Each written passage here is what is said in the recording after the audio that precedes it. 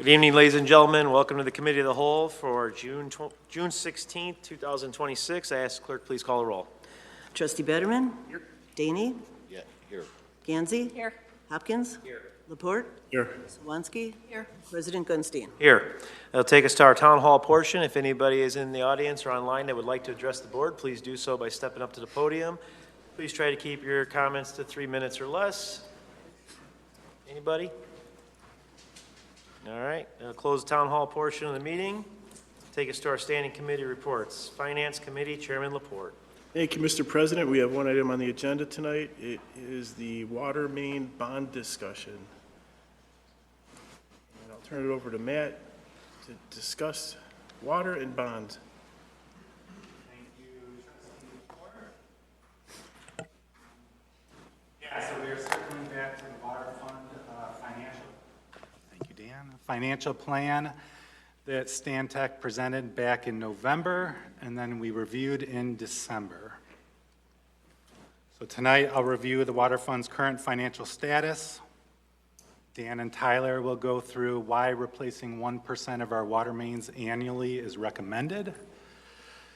I will go through Stantec's 10-year financial plan for the water fund. We'll review an alternate option of replacing 0.5% of the water mains annually, and then what our next steps are. So for our current water fund status, I think this is about the third or fourth time I've showed this same chart, so I'm sure the board is sick of seeing this, but I do just want to reiterate that there is no surplus of cash in the water fund. You can see in fiscal year 24, we were at our high mark at 10.4 million. 25, that dropped down to 5.6 million. For fiscal year 26, that's the year that just ended in April, we were right around 4 million. And for the current year, fiscal year 27, I'm estimating we'll be right around 3 million, which would be below the minimum fund balance policy of 3.5 million. Here's the water fund rate increases over that 5-year period. So the blue is the Village of Bartlett. The purple is the DuPage Water Commission. So on fiscal year 23, we had a 4% increase. Fiscal year 24, a 3% increase. Fiscal years 25 and 26, no increase. And then just recently, we approved the 8% increase along with the rate structure change. So over that 5-year span, total increases of 15%. During that same 5-year plan, DuPage Water Commission increased their rates by 17.3%. So we did narrow that gap with this latest increase. Main reason cash has gone down these last few years is we have had some big water projects. So we had the water meter change-out program, which hopefully will be wrapped up pretty soon. The 4-year total for that was 5.5 million. Water main replacement costs of almost 6 million. Water tower painting of 1.85 million. And then water system improvements of 1.3 million. I believe that was mostly the Stearns pump station. And then I just kind of wanted to show this slide to show how our water fund is kind of currently constructed. So these are our fiscal year 2027 budgeted numbers. So our total water revenues were 14.8 million. Total operating expenditures were almost 13.2 million. So right now we're just leaving approximately 1.6 million for capital projects, and that is just to break even on the year. So I will come back to the slide in a little bit. But now I'm going to go over to the Stantec water rate study and some key components of it. The biggest component is that it assumes the village will be replacing 1% of the water mains annually in perpetuity. And with that, I'm going to turn it over to Dan and Tyler to go over why that is recommended. I'm going to go ahead and let Tyler kind of go through some of these slides and open it up for questions.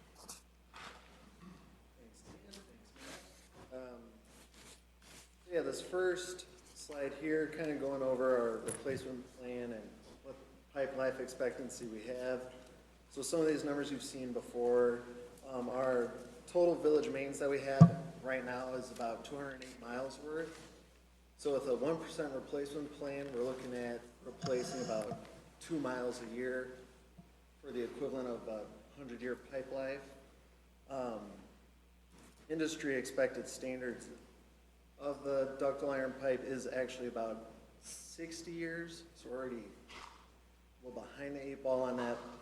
And I thought to kind of give it more real-life perspective to look at the Grassland subdivision. So that water main was put in 2024. So if everything works out in our replacement plan, goes the way we're planning right now, we would replace that in 21, 24. But industry expected life would say it'll start to fail around 2084. And to go on from there, so this is Bartlett water main age in a snapshot.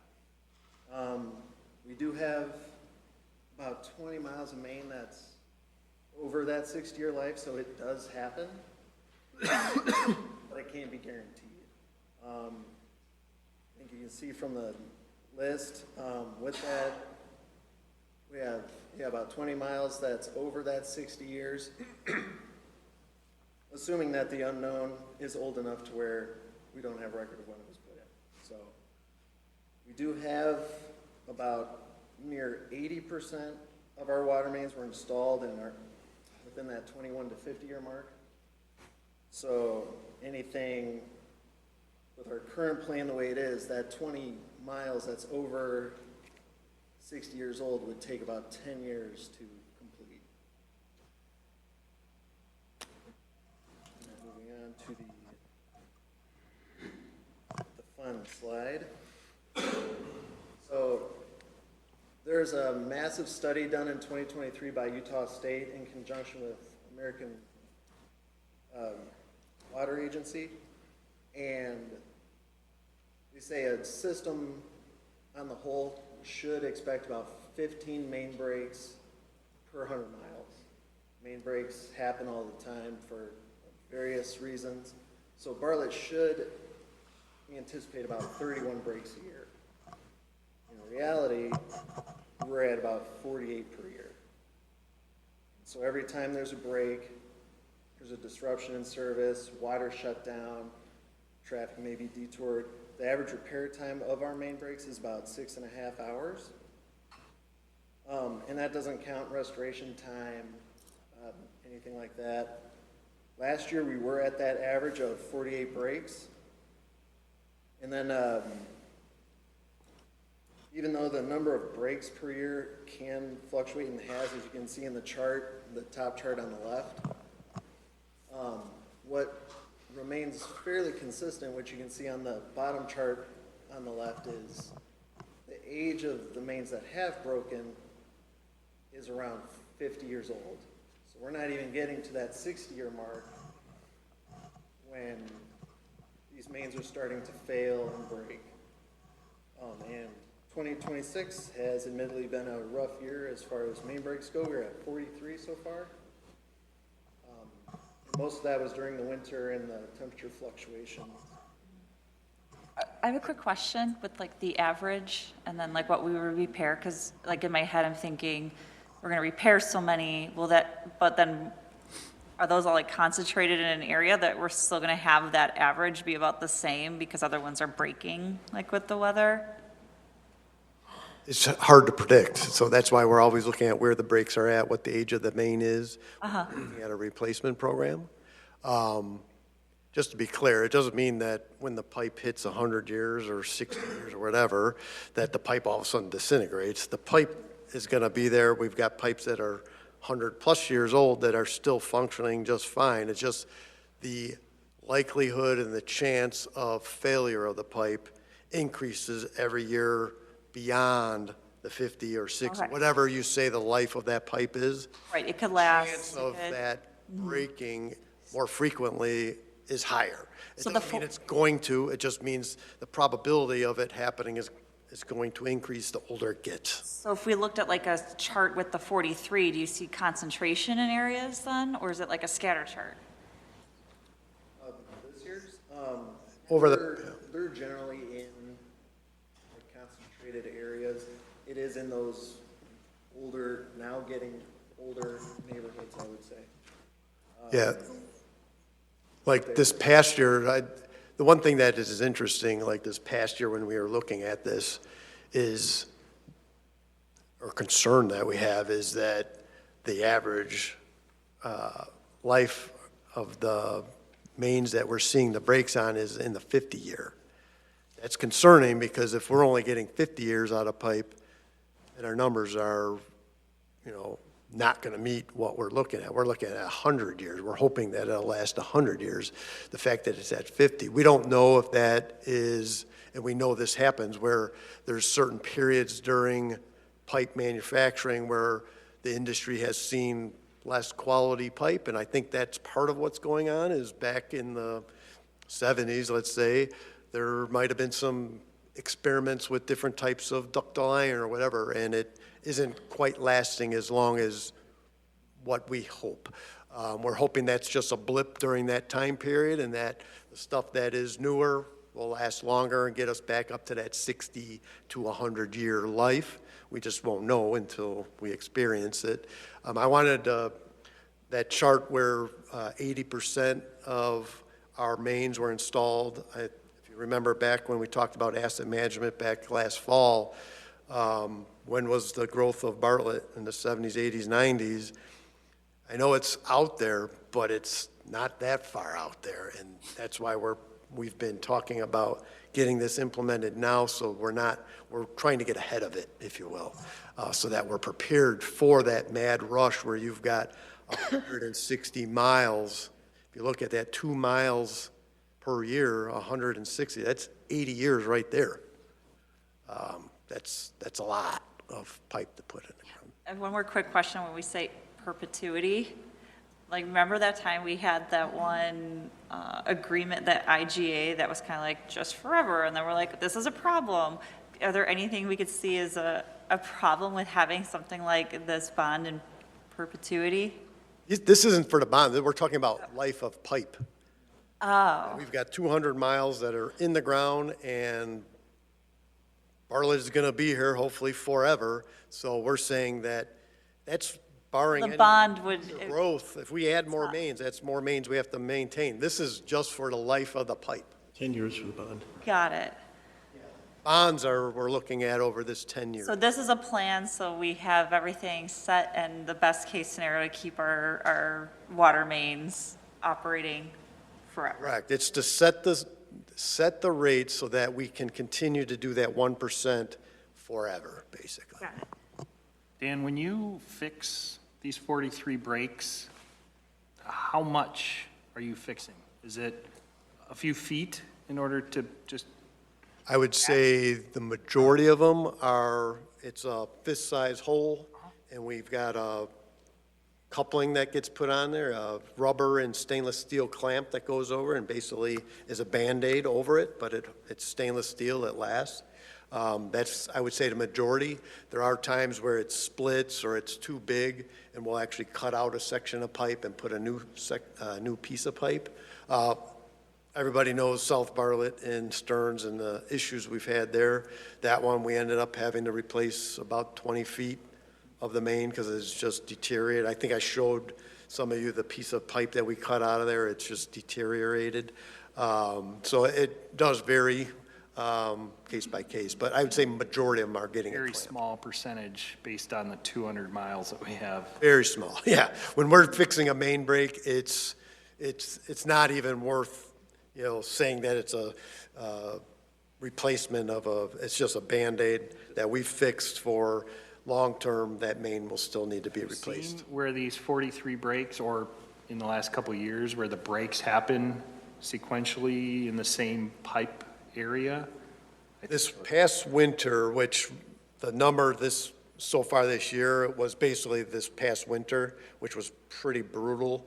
We had 10 in one weekend, and we did see where they were isolated in certain areas for whatever reason. We don't really know why, but that intersection at South Bartlett and Stearns, that was, I think, 5 of the 43 or whatever we're up to. So that was a big portion. For whatever reason, there was in certain areas, there's a stretch along Prospect that we're seeing a fair amount. I was just thinking, as you're unearthing the water mains, is it a better idea to replace bigger sections right away, or is it the coupling, which is just a Band-Aid?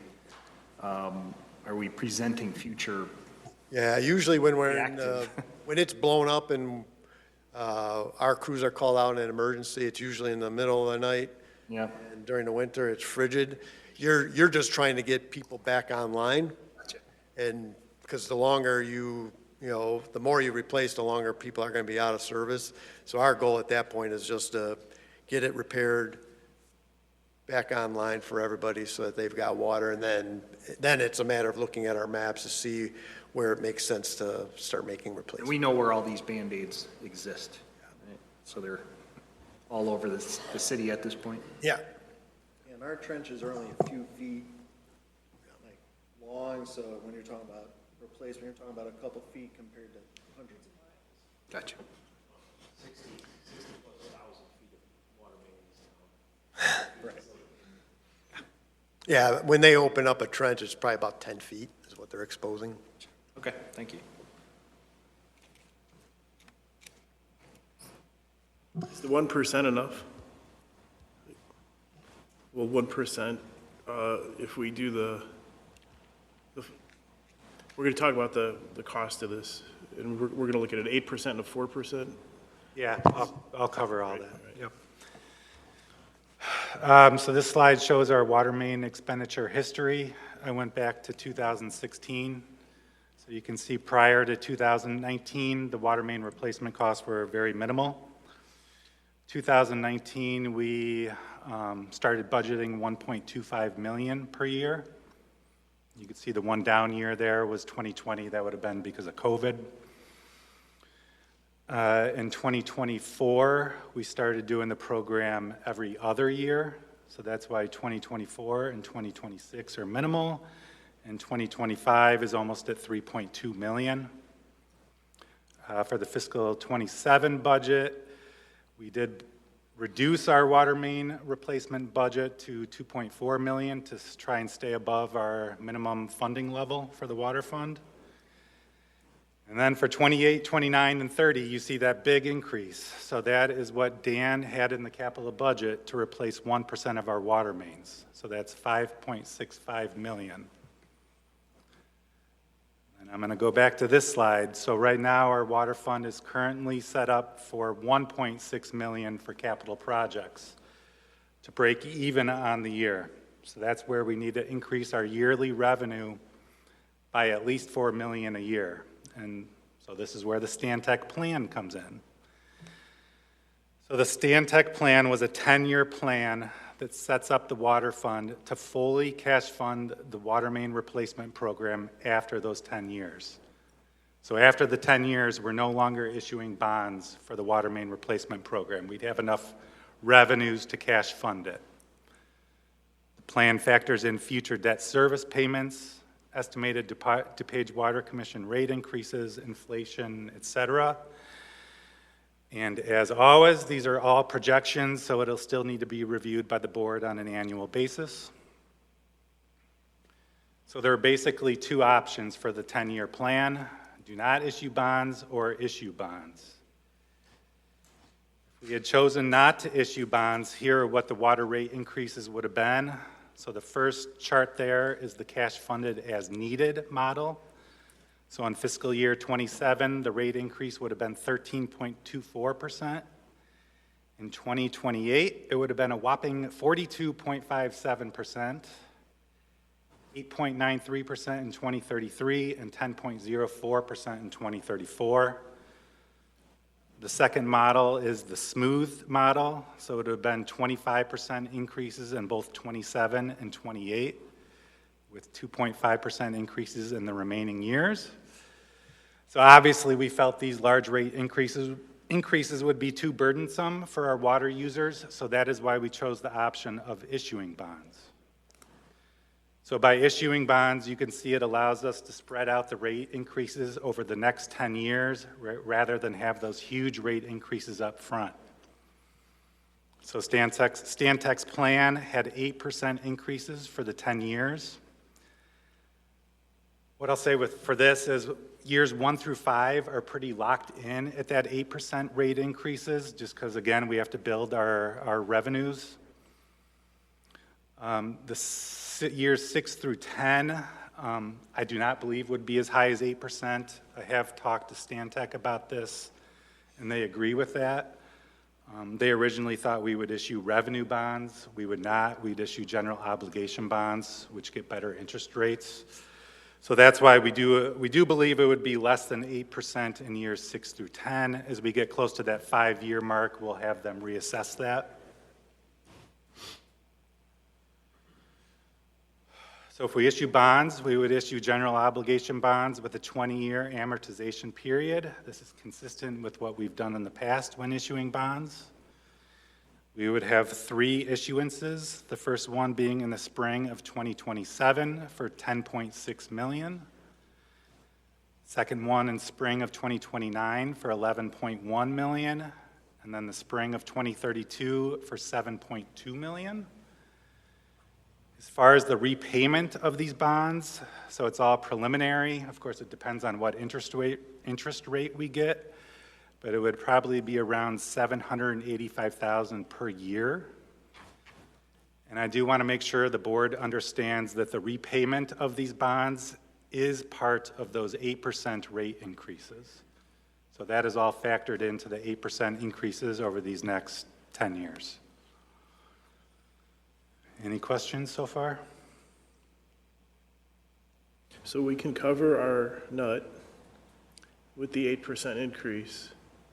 The 8% increases So will cover the water. so the taxpayers aren't paying any more, it's just, they're based on usage, so everybody gets hit with the fixed rate and then whatever their usage is. So they're locked in for 10 years, and then Public Works gets what they need. No. Every year. Okay. All right. Years 1 through 5, probably for sure. Years 6 through 10, it's a little more wiggle room. And did we hurt ourselves by not raising the rates in past years, or is this a result of the pipes are breaking more frequently now because of the age of the pipes? The majority of it is switching to this 1%, replacing our water mains at 1% a year. Okay, so we saved our taxpayers money for many, many years, and now we have to pay the piper because our infrastructure is aging out. Okay. All right, so now I'm going to go through some water bill examples so you have an idea of what 8% increases would do to people's water bills. Excuse me, just one moment. So are these bonds paid over 20 years or 10 years? 20 years. Okay. So then the 8% that we're increasing the taxes is going to, Increasing the water. so the last one we paid off in 2052? Correct. Okay. And then for the next 90 years, we won't have to have any bonds? Correct. For the foreseeable future. Yeah, I'm not going to talk 50 years from now. That'll be retired by then. But the 8% goes on forever, or how long? No, so for the next 4 years, because we already did 1 year of 8%. Right? 5 years? Years 6 through 10, we'll have to, Reevaluate. it hopefully will be less than the 8%. But then after the bonds were paid off, they're paid for. I mean, all the money should be accumulated by the rate increase. I think you're asking if the rate increase will eventually offset the need for future bonds. If the surplus, you're adding 8% on top of 8% on top of 8%. At some again, point, that's the accurate. surplus should cover the 1% and the cost of water to not warrant the need for an additional bond past 2032. Correct. That's correct. Yeah, so that's what their financial model. It's cumulative. It's going to continue to add. So right now, his surplus is 1.6 million, correct? At the end of the year? Yep. So you add 8% over the next 3 or 4 years, that's going to eventually approach 4 million to cover the continual repair.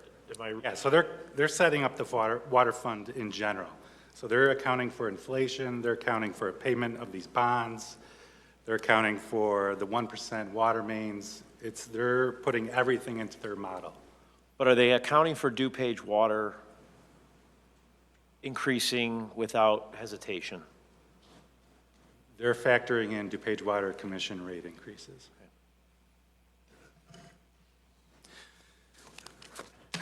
So I'm going to give a few statistics before I get into the water bills.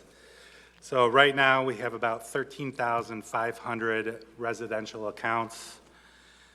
92% of those have the smallest meter size of 5/8 inch or 3/4 inch. 7% have a 1-inch meter, 1% have a 1.5 inch meter.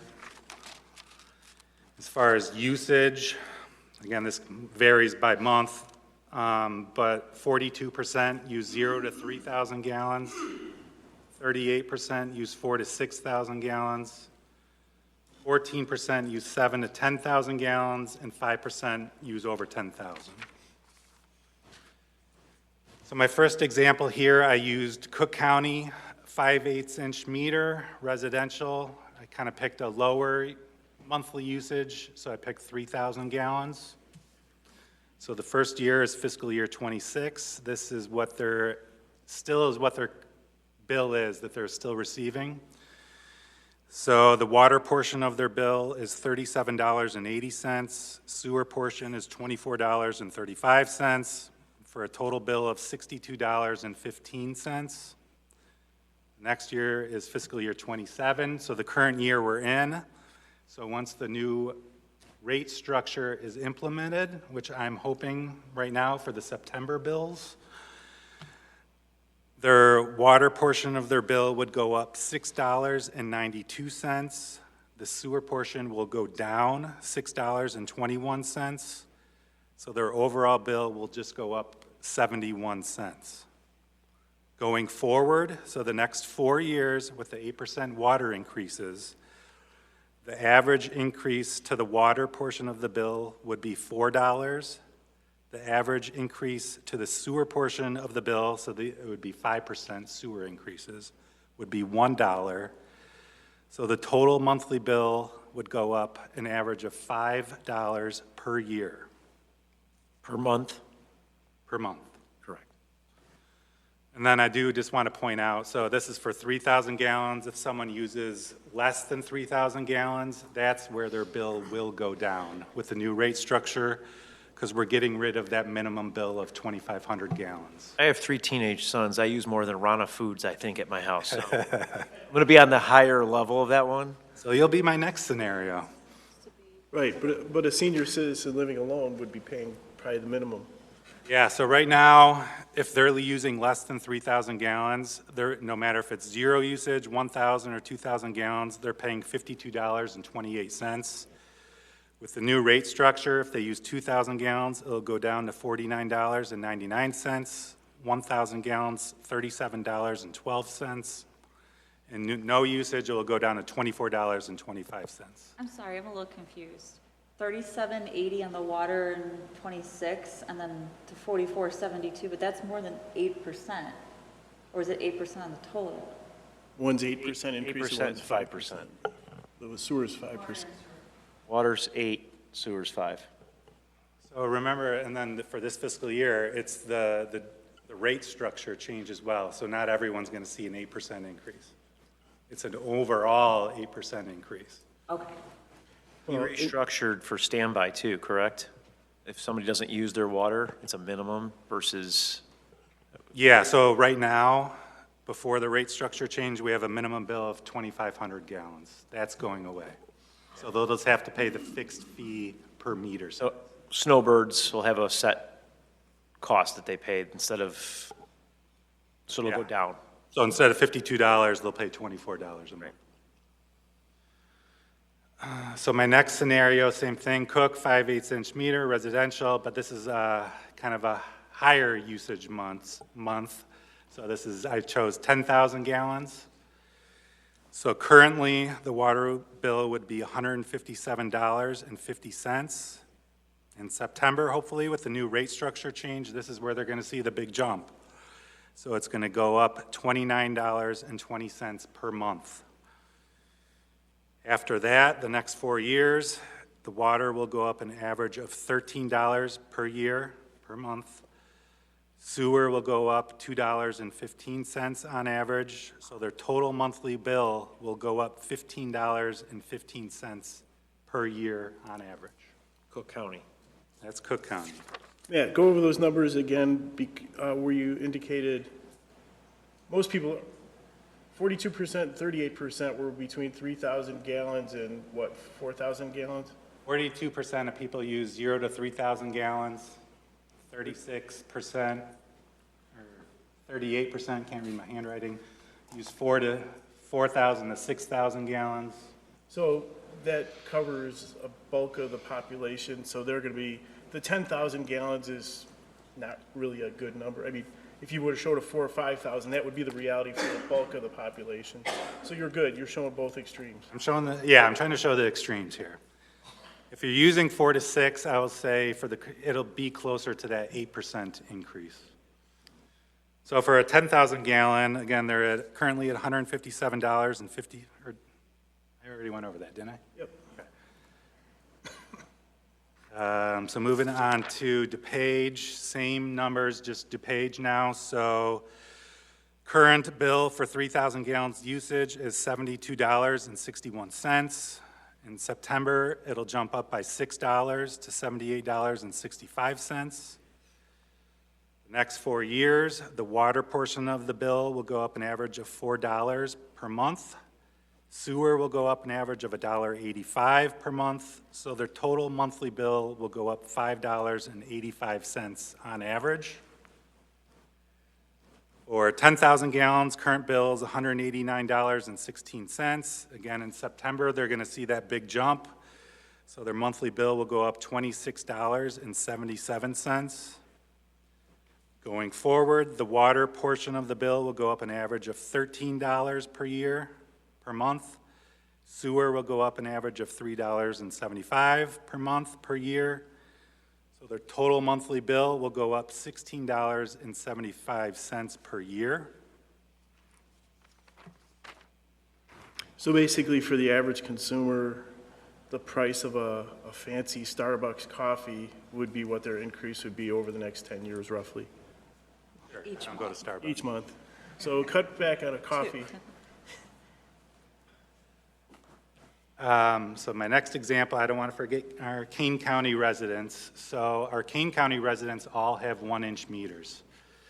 So they're going to go up a little bit here. And then the green in the chart is their sewer is treated by Fox River Water Reclamation District.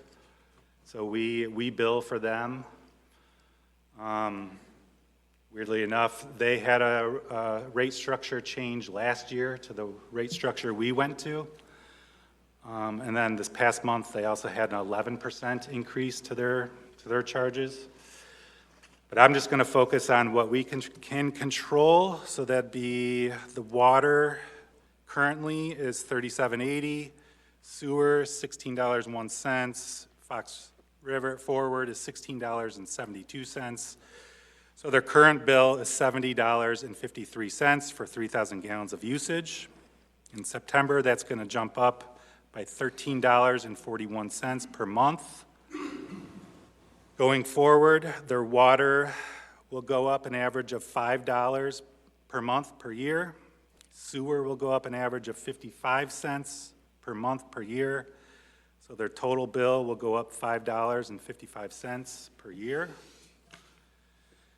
For 10,000 gallons, again, they're going to see the big jump in September. It'll go up $38.27.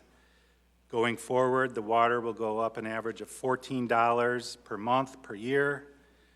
Sewer will go up an average of $1.40 per month per year, so their total monthly bill will go up an average of $15.40. Any questions on residential before I go to non-residential? So just say that again really loud. They raised theirs 11%, and we raised ours 8%. Correct. Okay, just making sure. I just wanted to ask if you have the chart that shows where we currently stand with, when we did the matrix against the other communities. Out of 20 communities we surveyed, the price of their water, where did we fall on that currently, before the raise? Before the rates? I think Before they raised theirs, before we raised ours? Middle to upper? Middle to upper out of 20, so we're, okay. But we'd also have to look at the age of those communities and see if their infrastructure is. I'm just trying to figure out where we gauge. I thought we were like number 9 from the top, if I remember correctly. I know like Roselle and Hanover are above us, so I'm just trying to gauge. Roselle, I think, was definitely the highest. The highest, okay. Comparing them recently with these rate increases, we'd be high, but again, that's not knowing what they're going to do with their rate increases. Correct. Outside of a comparison, because I think no matter, even if we were at the bottom and the other places are high, it's still, it's an increase, and it's kind of a big increase. Has there ever been like any successful programming or things we could think about that, like where you could come back and we could lower it somehow? Like we talk about like increasing our tax base and doing things. Has there ever been any place that was like, we created a program and now we can like decrease this? Well, we're just investing over the next 20 years in the bonds, and then we're done, right? For the most part. But then it'll, yeah. Well, It'll maintain itself. to answer your question in a roundabout way, with the new smart meters, the home should be able to see what their usage is, correct? Digitally, at their fingertips. They should. So if they have a water leak or they've got a toilet running, they're gonna know. Yeah, so hopefully we won't see those big bills, or at least less of those, because If they're using it. monitor it, yeah, if they're using it. John, you got yours on right now, don't you? I do, I've used Use it them. several times. 205 a day. Doesn't take much for a toilet to keep going overnight, and it will alert, so it's fantastic. Oh, good. Moving on, real quick, I'm going to go through the non-residential. So Cook County, I chose 1-inch meter, 3,000 gallons of usage. Going forward, their average water bill would go up, the water portion of their bill would go up an average of $5.40 per month. Sewer, an average of $1.20, so a total bill increase of $6.60 per year. And I kind of wanted to show like a bigger business. My second chart here would be an example of like a McKesson. So it's a 3-inch meter with 48,000 gallons of usage. So again, in September, with the rate structure change, their monthly bill will go up $290 per month. Going forward, their water portion of their bill would go up an average of $65. Sewer would go up an average of $54. So their total monthly bill would go up an average of $119 per year. DuPage, again, 1-inch meters, it'd be the same as Cook, so their water portion the next 4 years would go up an average of $5.40. Sewer would go up a little more, an average of $2.50. Total monthly bill increase would be $7.90. A big example for DuPage would be like a Greco, so a 3-inch meter with 157,000 gallons of usage. So going forward, their water bill would go up an average of $177 per month. Sewer would go up an average of $54, so their total monthly bill would go up an average of $231 per year. And my last one, Kane, 1-inch meter, 3,000 gallons. Water would go up an average of $5.40 per year. Sewer, 55 cents. So their total monthly bill would go up an average of $5.95 per year. And then I chose Bluff, this would be example of Bluff City, their office building, 2-inch meter, 59,000 gallons of usage. So going forward, their water would go up an average of $68 per month, sewer $7.85.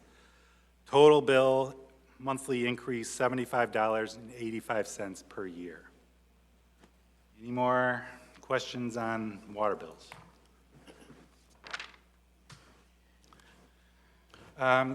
Okay, so I kind of felt it would be important to give the board, let the board see another option. So I did reach out to Stantec to see if they could run the numbers if we only replaced 0.5% of our water mains annually. And it was basically what you would expect. So our water main replacement cost would be cut in half. They'd go from $5.65 million to $2.825 million. The annual water rate increases would go from the 8% down to the 4%. The debt issuance would remain unchanged. We would probably just, instead of 3 issuances, we'd probably have to do 4 at smaller amounts. Obviously, the pros of this option, you're reducing the financial burden on our water users, reducing the rate from 8% to 4%. Con, you have the potential for a high amount of future water main breaks that could cause even higher water rates down the road. And then I just wanted to show the comparison of 8% versus 4% for 3,000. So Stephanie, to your question, what we're doing now and being proactive is the silver bullet we're looking for keeping rates from going up more. So the monthly water rate increase for a 3,000 gallon usage bill would go from about $4 per year to $2 per year per month. So by 2031, the water portion of the bill would be $60.84 with 8% increases, $52.32 with 4% increases. And currently it's at $37.80. For a 10,000 gallon usage bill, the water rate increases are $13 to $15 with 8% increases. It would go down to $6.50 with 4% increases. So by 2031, the water portion of the bill would be $199.61 with 8% increases. It would be $171.64 for 4%. Currently, it's at $126. And then real quick, I just wanted to go back to this slide with the pipe age. So again, approximately 20 miles of water mains are near that estimated life of 60 years. So if we went with the 1% annual replacement, it would take 10 years to replace those water mains. At 0.5%, it would take 20 years. So, at that point, then the water mains that are 41 to 50 years old, there's 41 miles of those would be due. So 1% would take 20 years, 0.5% would take 40 years. So you see, if we chose the 0.5% option, we'd just get farther and farther behind. Well, it may cost us money down the road that we don't have set aside. Correct.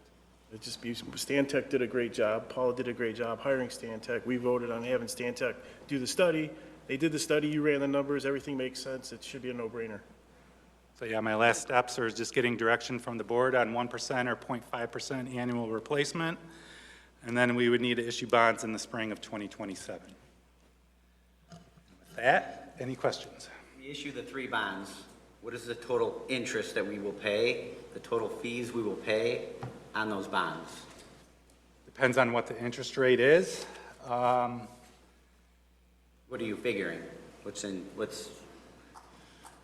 She ran the numbers at 5%. We'd hope to get less than that. But I could get those numbers for you. Yeah. Also, you talked about the pipeline, how much pipeline we have, the age of these pipelines, things of that nature. Can we get the statistics for all the other communities, and what are they replacing? And did they implement a program prior? Like, what year did they implement the program?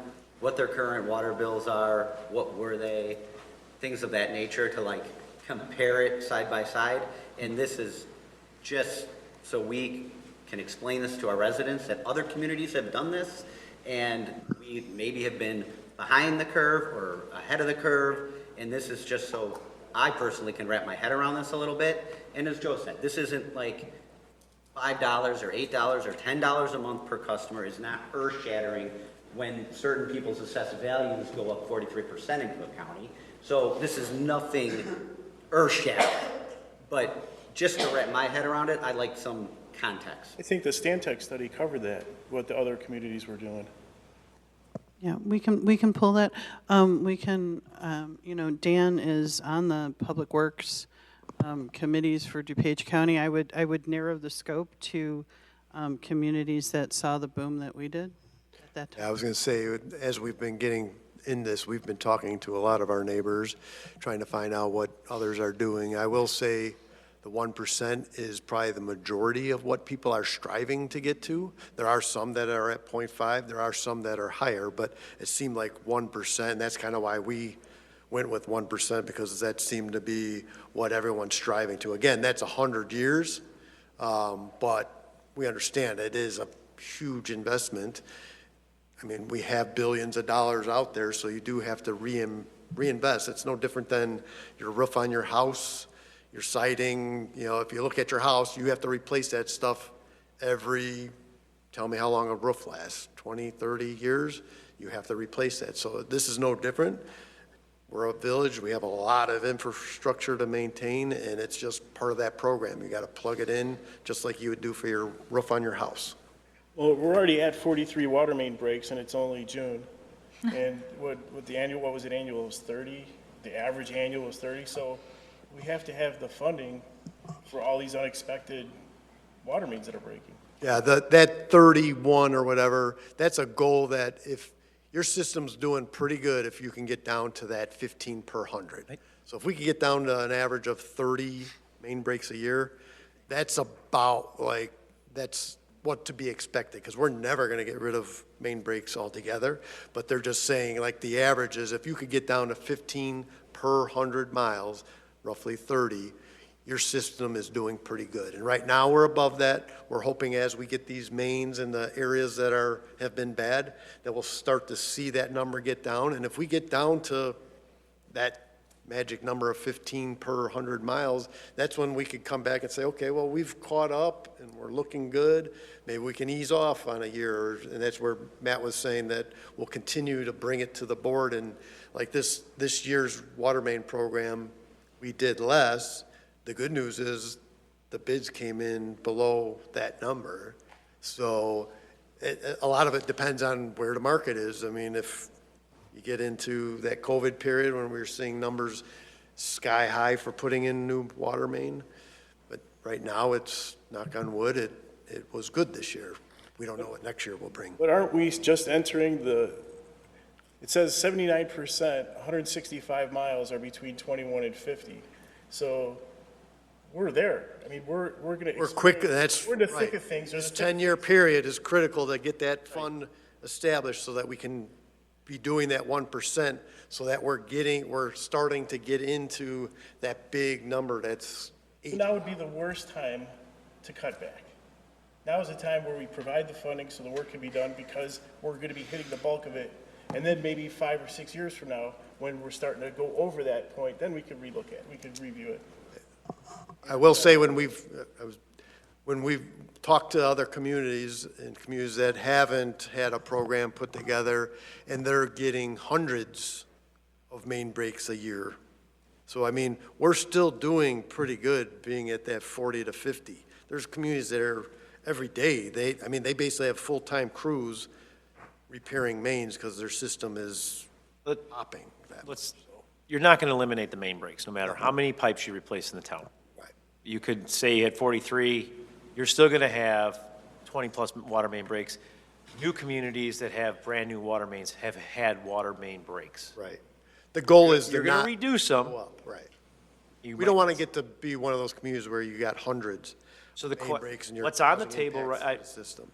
So does anybody else have any questions for him? Because what's on the table is, do we raise the rates 8% and do 1% per year which is equivalent to 2 miles, correct? Or we do a 4% increase theoretically in the first year, do it half a percent, which is equivalent to 1 mile, and evaluate it later. That's what Matt provided. So the question is, is it a 1% or a 0.5%? It's a cup of coffee a month. I say we just do the 1%. I understand. Do the 1%. The word increase, Because if we don't, then the community thinks we're, all these water mains are breaking, why aren't we doing anything about it? but Let's my fund the point is, you're future. still gonna have We're water. not gonna be here in 5 years, so we need to fund the future. So I think that's why you did the half versus the 1%. So I'm just trying to get a gauge. And really that 4%, 1 mile, that's status quo. That's what we've been doing. You know, we've been doing 1 mile. But if you're increasing the 4%, is the 4% covering more than 1 mile? It's maintaining. Maintaining a 1 mile per year, 200-year life on the pipe. So Or- you have a $1.6 million surplus, correct? At the end of the year for water main replacement? But we're supposed to be at 3.5. The fund has 1.6 available for capital projects. Okay. So if we raise it 4%, you're still going to maintain a 1% replacement rate? If the board chooses to do the 0.5% program, which is the 1 mile, we would adjust the capital down to that 2.5 million or whatever, instead of the 5+ million. We would adjust that down. And that would be a 200-year life on a pipe that we're seeing last 50.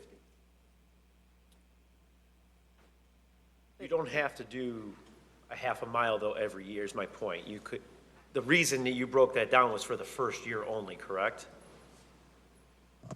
Broke what down? Going from 1% to 0.5%. Correct.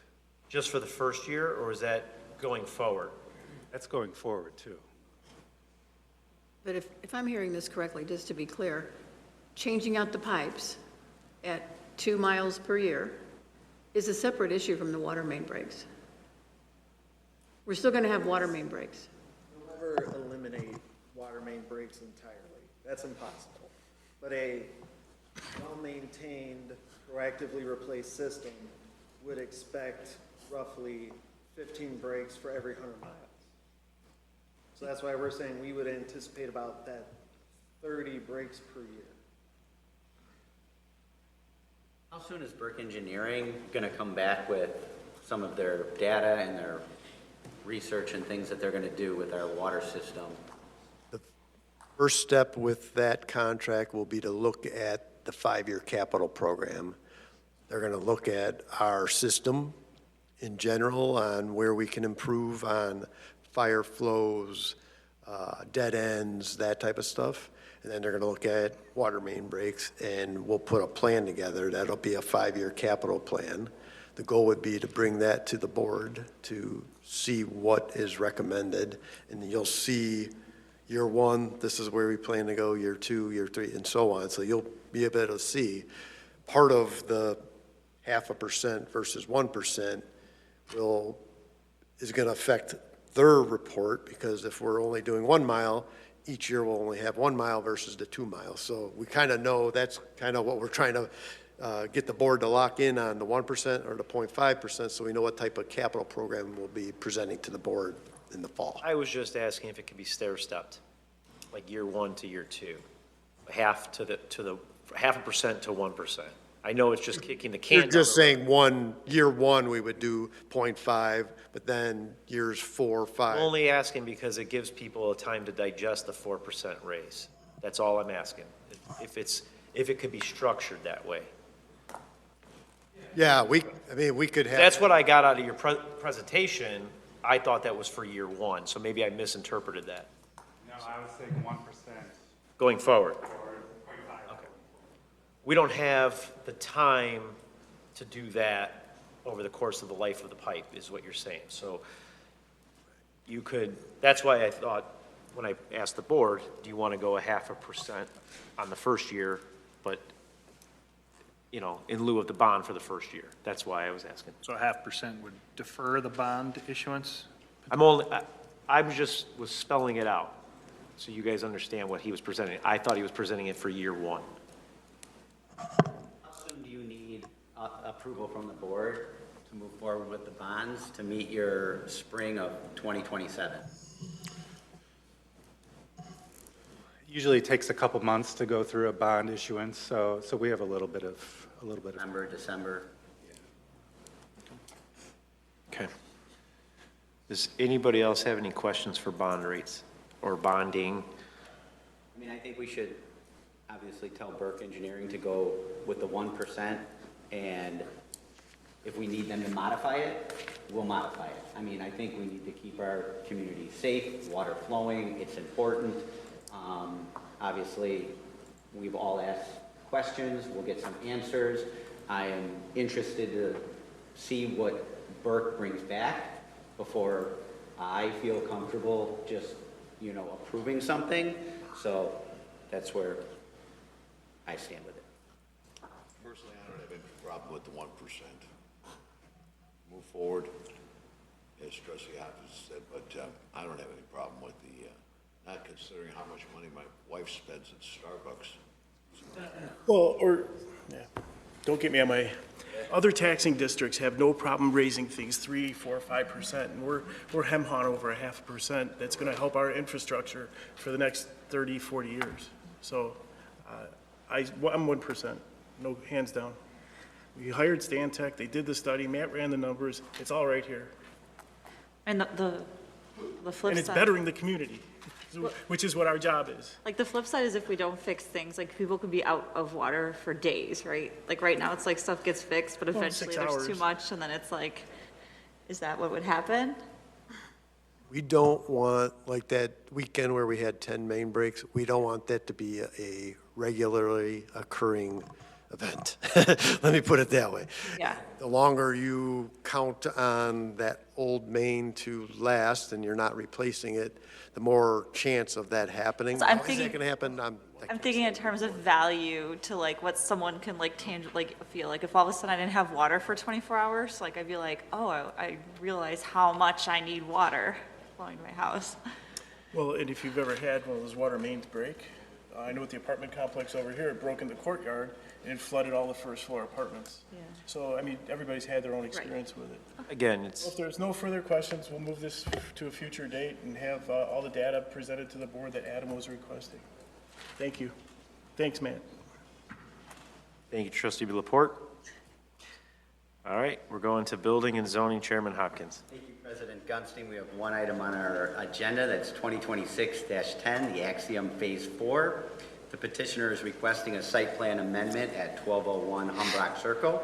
The original site plan was approved administratively as no variations or special uses were required. In addition to the site plan amendment, the petitioner is requesting variations to allow a mechanical unit, chiller in the corner side yard, and an 8-foot 6-inch fence to screen the unit along Munger Road.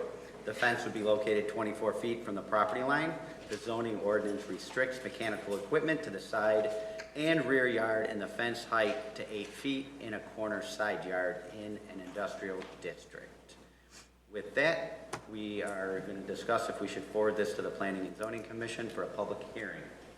Christie, do you have anything to add? I will say the reason why this is coming up now is that Axiom was not the original tenant for this space. The building was built as a spec. They have phased their construction, and because they didn't have a complete layout for their overall design, we've encountered multiple occurrences of things having to be addressed later. Do you foresee any issues with this change? It's the first time we'd be allowing mechanical equipment in the corner side yard. Any questions from What the kind of mechanical equipment is it It's a chiller, versus a rooftop? correct. So most of the other businesses. It's going to be screened in its entirety? Yes, they are proposing a 8-foot 6-inch fence along all 3 sides. It's up against the building, and there will be evergreen shrubs along it as well. And muffled? Properly sound? And it's a 6-inch variance that we're talking about. For the fence height, for the fence height. But there is a danger to having it up on the roof for the employees if they have to go out there in the winter? It's more expensive to put it on the roof. Typically, that's where the mechanicals are, had they thought about that. This is a cost saving. So, but for most of the other businesses, they've been able to accommodate having their mechanical equipment in the rear or side yard where it is permitted. Is there a neighboring building next to it? Tomart is to the east of it. The parking lot is on the east side of the building. Where they're proposing to put this is on the west side along Munger Road. Okay, see what the planning commission says. All right, that's all we have. We'll forward this on to the Planning and Zoning Commission for a public hearing. That's all we have under Building and Zoning. Chairman Hopkins, Police Fire Committee, Chairman Swansky. Thank you, Mr. President. Our agenda item is a discussion of the ordinance amending the Bartlett Municipal Code regarding the removal, seizure, and impoundment of certain motor vehicles, and a fourth extension of an amendment to the towing services agreement. The amendment and extension documents update Bartlett's vehicle towing, impoundment, and enforcement framework by expanding village authority over inoperable vehicles as public nuisances and revising fees, notices, hearings, release, refund, disposal, and appeal procedures. They also extend and amend the Bloomingdale Rescue Recovery Towing Agreement through April 30th of 2032 with updated towing, storage fees, payment, and fee posting requirements and procedures for lawful vehicle disposal. So I guess we'll turn this over to Chief Conway.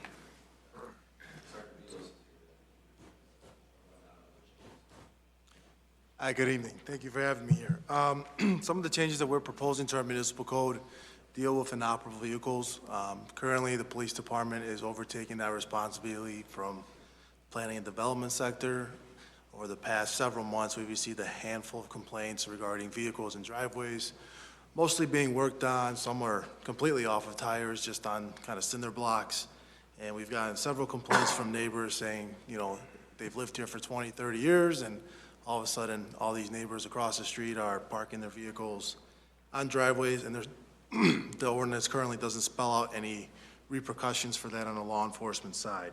So pursuant to the Illinois Municipal Code and some of the Municipal League doctrines that we have reviewed, we are proposing changes to our vehicle code to allow us to, one, gain compliance with our residents. A lot of times people work on cars in their driveways, might be unaware that it's causing a nuisance. So our new village code will spell out those inoperable vehicles, label them as a nuisance. Essentially, our provisions will be to educate the owners, give them some time to comply, further educate them, and then if there is no compliance by that owner, it gives us the avenue to pursue local adjudication hearings and issue fines as we would for any other municipal violation. Second changes that we're amending here, or trying to amend, is our Bloomingdale contract. We have had Bloomingdale for 8 years now. We have had 0 issues with them. They are very service-oriented to the village of Bartlett, providing free services for not only the police department, but public works as well. We've even had them go out 4 hours out of their way to Indiana to pick up squad cars, bring them back. Most recently, over this weekend, officers were transporting someone to 26 in California for a bond hearing, got a flat tire, called Bloomingdale. Bloomingdale came, picked up the officers, drove them and the squad car back here. So we are looking at extending that contract till 2032. They meet all of the requirements that we request as a police department, as long as some of the requirements we initially set out several years back. Other than that, I'll open it up to questions. Oh, I have several, actually. On page 52 of this the whole package presentation, so I think it's just the second page after the summary. Item 6-4-314, I mean, it lays out, you know, there's 7 days to remove a nuisance vehicle, and then there's a hearing, and then there's more days, additional 7 days if needed. After 10 days, holding period, then if there's no response from the owner or the lien holder, then the vehicle can dispose of the vehicle as junk. First of all, how do we dispose of that vehicle? So that vehicle would have to go through a very long and strenuous adjudication process, basically us labeling the vehicle as a nuisance, not only to the public, but also the Can you speak up a little bit, please? Sure. So that process would have to go through a long adjudication process where we essentially label that vehicle as a nuisance to not only the property, but everyone around it. So even in the municipal league, when we reviewed their doctrines, it spells out that, not only are these vehicles an eyesore to their residing neighbors and neighboring communities, the longer they sit, the more likely they will attract debris, trash, rodents, and vermin. So that is obviously something that we're trying to, obviously, not have. So the process, yes, it's 7 days in the proposed language. That is the proposed language from the municipal code. Our process will be longer than that. It will be 14 days where we educate our residents on that process. We'll give them that extra time to get that vehicle operable or in a good standing. And then, similar to any other municipal code violation, if the nuisance continues, then we will issue citations and go through the local adjudication process. Should there be no avail for that owner, essentially what would happen after all this is we would have to get a seizure warrant from the county to remove that vehicle if we deem it a public nuisance to that extent. Okay, and so if we go through all this process and this has happened, then we have an administrative penalty to the owner of the property for $750 under this proposal. Yes. Correct? But if they haven't responded, I'm just curious, if they haven't responded to come and get your car, how are they going to respond to you owe us $750? Yeah, so on that note, it's very similar to some of the other violations that we issue out in terms of parking or even code enforcement citations that are issued. If they're found liable, they just get issued a judgment and sent a letter in the mail. We do have the options of sending it to collections and things of that nature too. Okay, So if they don't claim the vehicle through Bloomingdale's towing after an extended period of time, they have to do a record certification. So once the record certification is done through the municipality, which the tow company is in, that has to be certified by that police department. So in this case, it would have to be certified by the Bloomingdale Police Department if they don't claim the vehicle from the towing company after the tow. okay. Do you have a percentage of increase? So let's say from 24 to 25 to 25 to current year, what percentage of increase of complaints you're getting? Well, we recently just took over it. We've gotten 5 in the last couple months. Christy might be able to speak to years prior. So we typically average about 10 to 25 of these inoperable vehicles Per year? per year. Okay, So, but code enforcement doesn't have all of these enforcement opportunities that the police department does. So that's why we were transferring who was going to be handling these types of offenses. okay.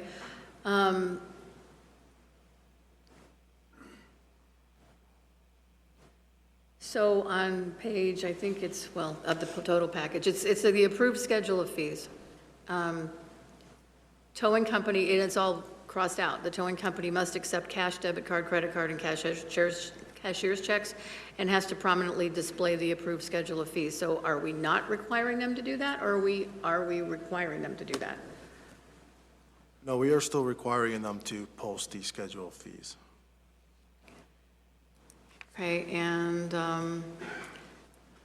in the contract, it says the amendment, contract item number 4, amendment to section 22 of the original towing agreement. Section 22 of the original towing agreement is hereby deleted in its entirety and in place with the following.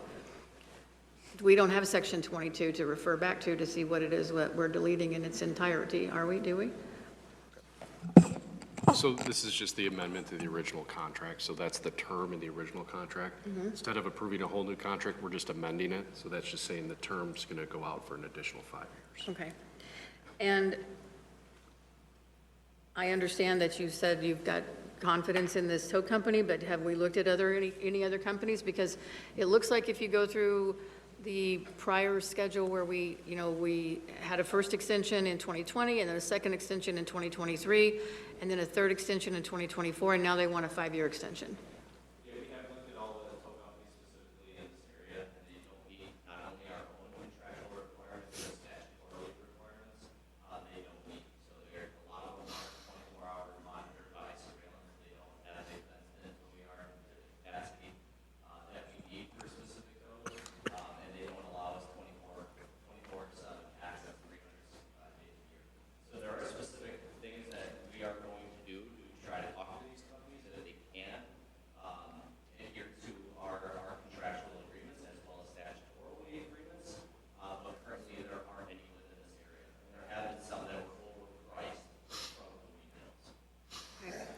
And as far as inoperable vehicle goes, I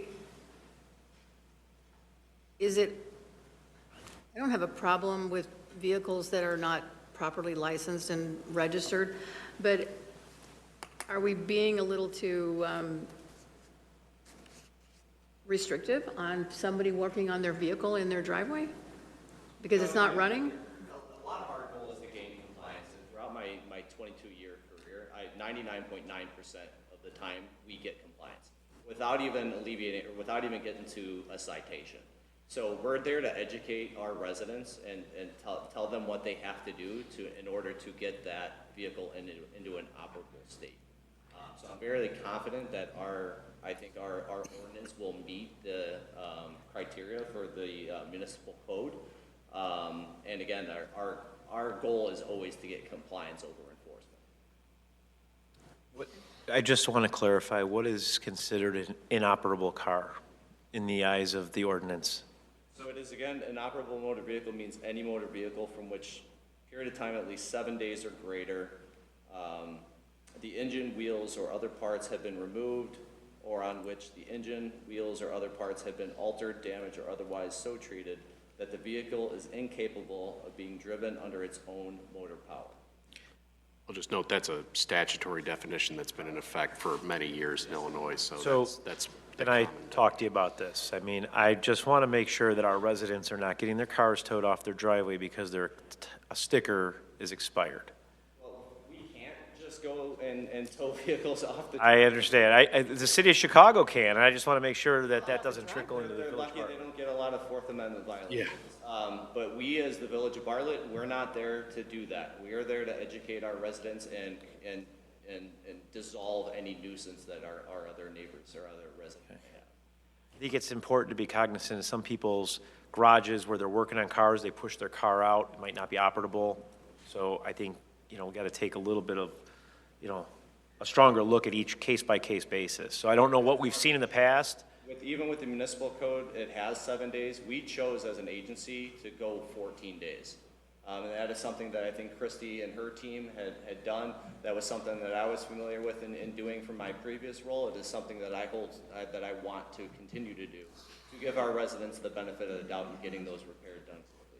Well, and if a vehicle's sitting in the driveway and the license plate's from 2020, That's a different story. I think what Mine we're is. talking, yours is? I think what maybe President Gunstein and myself are maybe saying is that if somebody is working on a vehicle and they don't have the funds to complete the work within 14 days, what you're saying is they need to put it in their garage? There's other avenues that they can do to make it, whether it's put it in a garage or other avenues that they can do, so it's not a nuisance. What are other avenues? Sorry? What are the other avenues? That they can do. Yep. To follow the repairs, they could cover it if they wanted to. There's certain things that they can do to alleviate that. They could put a tarp over it. Okay. Can we specify tarp? It has to be a tight tarp. So the case law is very clear. We cannot open that tarp. We cannot go under that tarp to see a VIN number or a plate number.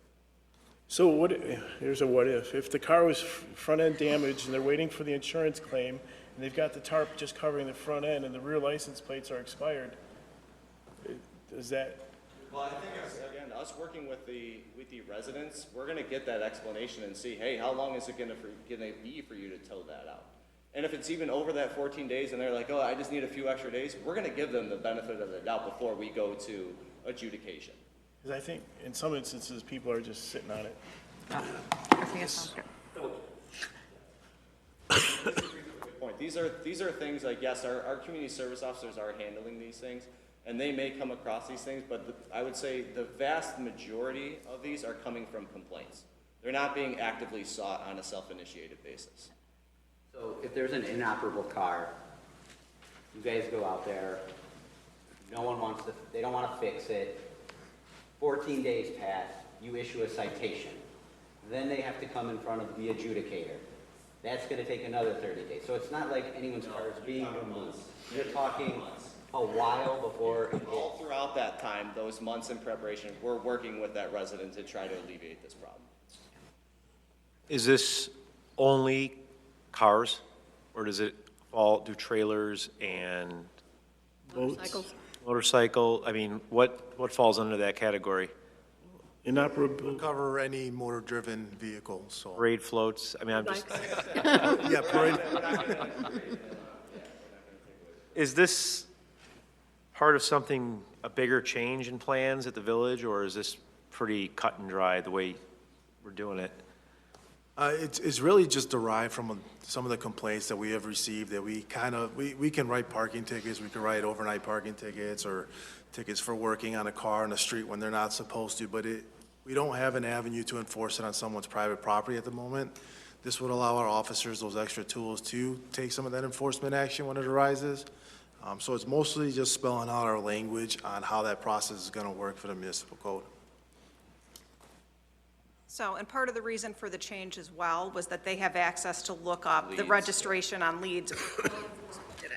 So this is really We can look up title streamlining. searches, everything, so that, yeah, code enforcement's not gonna have access to that, we do readily at our fingertips.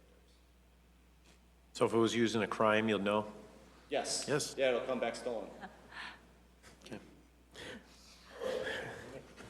So we'll, Do you have any more? does anyone else have any other questions? Does this go to the board now? Yeah. Okay, pass it to the board. I have one quick thing before we adjourn.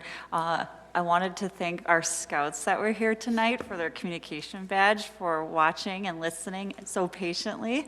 It was longer, and I'm sure our mayor would love to take a picture before we go into our next meeting. So thank you so much. for Parker's coming one of my linemen in football, so he's going to come up here and take a picture for sure.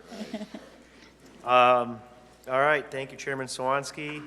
We're going to adjourn to executive session pursuant to Section 2C1 of the Open Meetings Act to discuss the appointment, employment compensation, discipline, performance, and dismissal of specific employees. Clerk, call the roll. We need a motion. Motion. So moved. Motion moved by trustee Daney, second by trustee Swansky. Clerk, call the roll, please. Trustee Betterman? Yes. Daney? Yes. Gansey? Yes. Hopkins? LaPorte? yes. Swansky? Yes. We are adjourned.